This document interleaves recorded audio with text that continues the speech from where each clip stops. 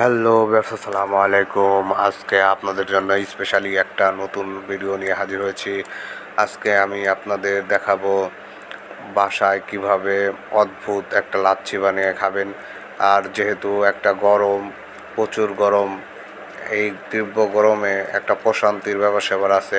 তো যাই হোক, আপনাদের এই স্পেশাল লাচ্ছিটা বানানো আজকে দেখাবো। তো এর জন্য দরকার আপনার দুধটা ভালো করে গরম করে নেবেন।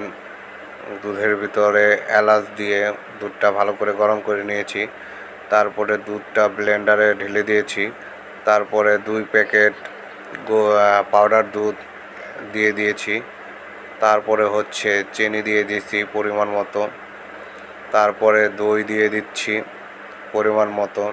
আপনারা যার যেমন বেশি, আমার আসলে বেশি আমি পছন্দ করি দইটা, তার জন্য একটু বেশি দিয়ে দিলাম দই। তারপরে পরিমাণ মতো পানি দিয়ে দিলাম, এই যে দেখতে পাচ্ছেন। এখন আমি লেবু দিয়ে দিচ্ছি। তো লেবুটা এই গরমের জন্য অনেক উপকার। যে গরম পড়েছে, আমার তো লেবু দিয়ে শরবত এবং লাচ্ছি খেতে খুব ভালো লাগে। তো যাই হোক, এই যে ব্লেন্ডারে স্টার্ট করে দিলাম। ব্লেন্ডারে ভালো মতো সবগুলো মিক্স করে নিলাম। নেওয়ার পরে এই যে একটা গ্লাসে বরফ কুচি দিয়ে দিব। জগের ভিতরে ঢেলে নিয়েছি। এখন এই যে বরফ কুচি দিয়ে দিচ্ছি।